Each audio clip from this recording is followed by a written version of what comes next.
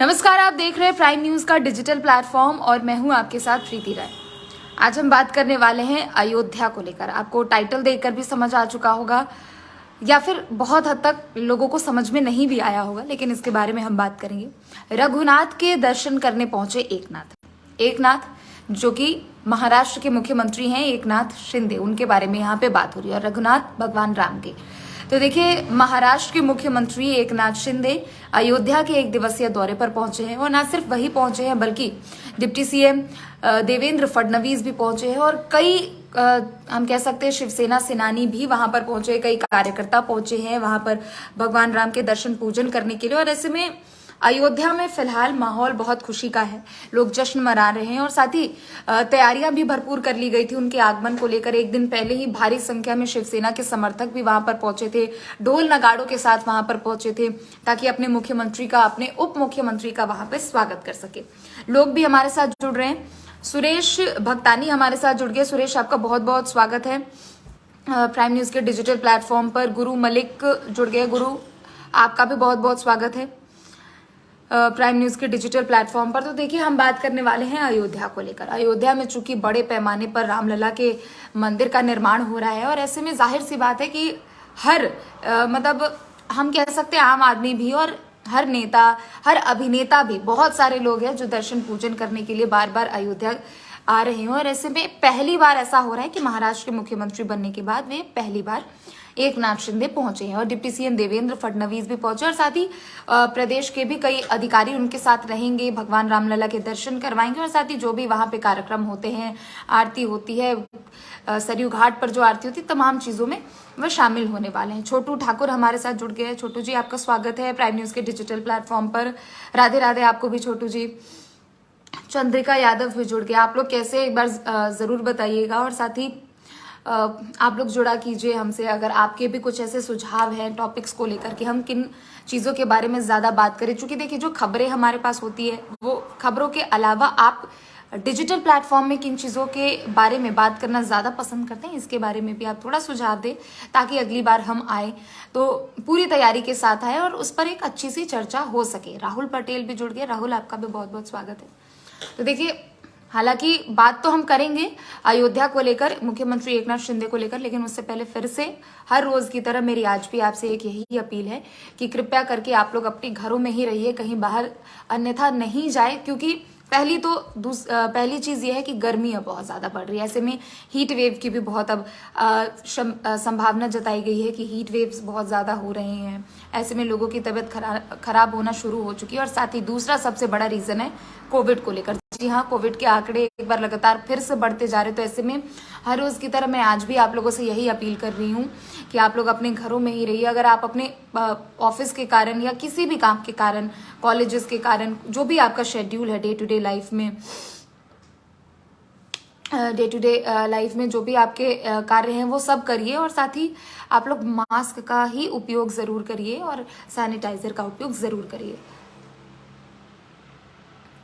जी, हम अयोध्या को लेकर कुछ और बात कर रहे हैं। छोटू, आपको सुनना पड़ेगा, आप ऐसी भाषा का इस्तेमाल मत कीजिए। मैं आपसे मैं रिक्वेस्ट कर सकती हूँ आपसे, आप पहले सुन लीजिए। तो देखिए, अयोध्या में भगवान श्री राम के मंदिर का निर्माण हो रहा है। ऐसे में महाराष्ट्र के मुख्यमंत्री एकनाथ शिंदे अयोध्या के दौरे पर आए हैं, रामलला के दर्शन पूजन करने के लिए आए हैं और साथ ही वे बहुत उत्साहित है और वे बहुत खुश है कि वो दर्शन पूजन करने के लिए आए हैं, क्योंकि पहली बार आए हैं। और साथ ही आज वो दौरा उनका आज का है, एक दिवसीय, लेकिन बीते दिनों कई शिवसेना के समर्थक और शिवसेना के हम सेनानी भी कह सकते हैं, वो लोग बड़े संख्या में ट्रेन के जरिए अयोध्या पहले ही पहुंच चुके थे, ढोल नगाड़े के साथ पहुंच चुके थे ताकि उनके उप मुख्यमंत्री आए तो उनका जोरदार स्वागत कर सके। अब देखिए, अब जहां भी राजनेता जाए और वहां पे सियासत ना हो, वहां पे राजनीति ना हो, ऐसा भला कैसे हो सकता है।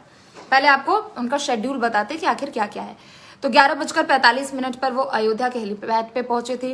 12 बजे उन्होंने भगवान श्री राम के दर्शन किए हैं। साथ ही अब 12 बजे जो भगवान श्री राम की आरती हुई उसमें भी उन्होंने हिस्सा लिया। दोपहर के 2:30 बजे वो प्रेस कॉन्फ्रेंस करने वाले हैं, पत्रकारों को संबोधित करेंगे, बातचीत करेंगे कि उनका पहली बार यहाँ अयोध्या आगमन कैसा रहा, जिस उत्सुकता के साथ आए थे, अपनी तमाम बातों का भी वे पत्रकारों के साथ जिक्र करेंगे। साथ ही शाम के 6 बजे अयोध्या के सरयू घाट पर जो महाआरती होती है उसमें भी वो शामिल होंगे, उसमें भी वो हिस्सा लेंगे। फिर उसके बाद शाम के 7 बजे वो अयोध्या से लखनऊ के लिए सड़क मार्ग के जरिए रवाना हो जाएंगे और उसके बाद लखनऊ से रात 10:30 बजे मुंबई के लिए रवाना हो जाएंगे। तो अब देखिए, अब इस पे राजनीति कहाँ हो रही है। राजनीति अब ऐसे हो रही है कि जो कि आप सबको पता है कि शिवसेना 2 गुटों में बट चुकी है, एक उद्धव गुट और एक शिंदे गुट। उद्धव गुट जो कि पहले शिवसेना के प्रवक्ता हुआ करते थे संजय राउत, उनका अब इस पर बयान आया है। भाजपा को भी घेरने की कोशिश की है इस बयान के जरिए। उन्होंने ये बयान देते हुए कहा है कि हम भी इससे पहले बहुत बार आए थे अयोध्या, लेकिन तब भाजपा के लोग हमारे साथ नहीं पहुंचे थे। अब भाजपा राजनीति कर रही है। उनका कहना है कि जब बाबरी मस्जिद वाला कांड हुआ था उस टाइम भी हम आए थे अयोध्या के दौरे पर, उस समय भी हम भ्रमण करने ही आए थे, लेकिन उस समय भाजपा के लोगों का हमें समर्थन नहीं मिला। तो ऐसे में कहीं ना कहीं उन्होंने प्रदेश सरकार को घेरा है। हालांकि इस पर और भी प्रतिक्रियाएं आई है। अब उनका कहना है, देवेंद्र फडणवीस का कहना है कि हम यहाँ कोई राजनीति करने नहीं आए हैं, हम अपने भगवान के दर्शन करने के लिए आए हैं और हम इस चीज के लिए बहुत खुश है कि हम भगवान के दर्शन करने के लिए आए हैं। एकनाथ शिंदे का भी यही कहना है कि आप सबको अगर याद हो पिछले साल जून के महीने में कैसे महाराष्ट्र की सरकार पलट गई थी, 2 गुटों में शिंदे गुट और उद्धव गुट में महाराष्ट्र की सरकार शिवसेना बढ़ चुकी थी। और ऐसे में एकनाथ शिंदे का कहना है कि भगवान श्री राम का, प्रभु श्री राम का आशीर्वाद हमारे साथ है, इसीलिए जो शिवसेना का चुनाव चिन्ह है धनुष बाण वो हमें मिला है। तो कहीं ना कहीं बहुत ज्यादा खुशी है उनमें। और जाहिर सी बात है, देखिए, क्योंकि जब जब अयोध्या की बात होती है लोगों की धार्मिक भावनाएं जुड़ी हुई है। जाहिर सी बात है, जब जब अयोध्या की बात होती है लोगों का एक भावनात्मक जुड़ाव है उससे, तो कहीं ना कहीं राजनीति से कुछ चीजें परी होती है। लेकिन कई बार ऐसा भी होता है कि जब कोई राजनेता धार्मिक स्थान पर दर्शन पूजन करने के लिए जाते हैं तो उनके विपक्ष के द्वारा हम कह ले या उनके द्वारा कुछ ऐसे बयान दे दिए जाते हैं जिस पर राजनीति बहुत ज्यादा होने लगती है। हालांकि बहरहाल ये सब बात की बातें हैं, लेकिन अभी आपको बताना यह भी बहुत जरूरी है कि अयोध्या में जिस तरीके से भगवान श्री राम के भव्य मंदिर का निर्माण कराया जा रहा है, ये कहना बिल्कुल भी गलत नहीं होगा। और साथ ही वो दिन भी अब दूर नहीं है 2024 का कि सब लोग आकर, हम आप जैसे सभी लोग आकर दर्शन करेंगे, क्योंकि एक लंबे समय से लोग इंतजार कर रहे थे और 2020 में 5 अगस्त को इसकी नींव रखी गई। तो साथ ही अब कुछ दिनों बाद भी अयोध्या में एक बड़े पैमाने पर कार्यक्रम किए जा रहे हैं। दरअसल ये कार्यक्रम किए जा रहे हैं 23 अप्रैल को। ये कार्यक्रम दरअसल ऐसा है कि भगवान राम के जो मंदिर का निर्माण किया जा रहा है उसका जलाभिषेक करवाया जाएगा। और उसका जलाभिषेक सिर्फ नॉर्मल हम कह सकते हैं, हम गंगा जल का इस्तेमाल करते हैं अपनी पूजा में, सिर्फ उससे नहीं बल्कि 155 देशों के नदियों के जल से जलाभिषेक किया जाएगा। धार्मिक स्थलों पर राजनीतिक पार्टी और देश में महंगाई बेरोजगारी से ध्यान भटकाने में उनका बड़ा योगदान होता है। ठीक है, आपका भी कहना सही है छोटू, बिल्कुल। देखिए, आप लोग प्रतिक्रिया देंगे तभी बातचीत करने में, चर्चा करने में अच्छा लगता है। लोग भी लगातार जुड़ते जा रहे हैं। अभिषेक कुशवाहा जुड़ रहे हैं, आपका भी बहुत बहुत स्वागत है। तो देखिए, दरअसल हम बात कर रहे थे 23 अप्रैल के कार्यक्रम को लेकर। 155 देशों के नदियों के पानी को इकट्ठा किया गया है, जलों को इकट्ठा किया गया है, जिससे भगवान राम के मंदिर का जलाभिषेक करवाया जाएगा। तो आप समझिए कि कितने बड़े पैमाने पर ये कार्यक्रम किए जा रहे हैं।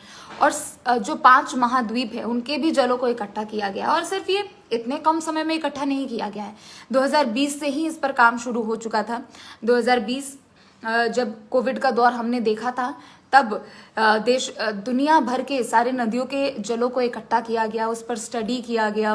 और फिर साथ ही बहुत सारे ऐसे नदियां हैं, बहुत सारे ऐसे देश है जिनका शायद मैं नाम गिनवा भी ना पाऊं। 155 देश है। आप पाकिस्तान हो गया, बांग्लादेश हो गया, फिजी, थाईलैंड, इजिप्ट, ये तमाम ऐसे 155 देश है जिनके नदियों के जलों को इकट्ठा किया गया है, जिससे भगवान श्री राम के मंदिर का जलाभिषेक करवाया जाएगा। तो देखिए, अयोध्या के निर्माण को लेकर, अयोध्या के इतिहास को लेकर और साथ ही जिस राम मंदिर का निर्माण अभी करवाया जा रहा है उससे और भी ज्यादा ऐतिहासिक बनाने के लिए तमाम प्रयास किए जा रहे हैं। और साथ ही आने वाले लगभग हर दिन में हम कुछ ना कुछ अयोध्या से संबंधित खबरें सुन ही लेते हैं।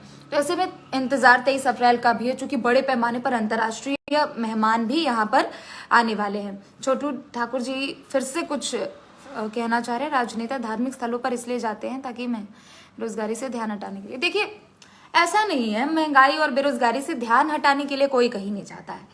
ये चीज़ आपको भी पता है, ये हमें भी पता है। अगर मैं और आप हम अपने प्रभु के दर्शन करने जाते हैं तो हमें लगता है कि ये हमारी आस्था होती है तो हम जाते हैं, ठीक है, सबकी आस्था होती है। लेकिन राजनेता ऐसा तो नहीं है कि वो महंगाई से या फिर बेरोजगारी से ध्यान हटाने के लिए, बिल्कुल भी नहीं। ये कहना आपका बिल्कुल मतलब गलत भी नहीं कहूंगी, लेकिन मैं इसके पक्ष में भी नहीं हूँ, क्योंकि ऐसा नहीं है।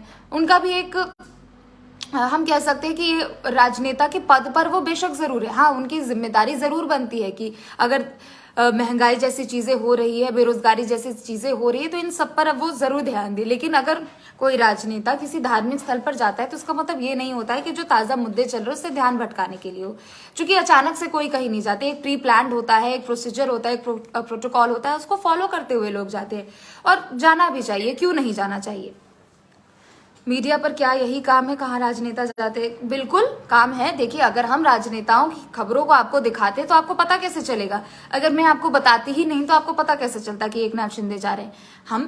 हम हर खबरों को दिखाते हैं, लेकिन आप इससे तौल के इसे मत देखिए कि क्या हमारे पास यही काम है या ये काम नहीं है।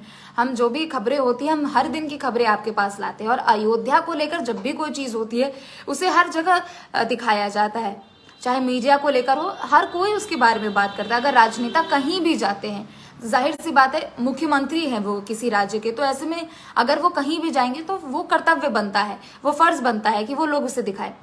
देश के आर्थिक स्थिति पर भी बात होती है छोटू जी, देश की आर्थिक स्थिति पर भी बात होती है, लेकिन अभी फिलहाल जो बात हो रही है उसके बारे में हम बात कर लेते हैं।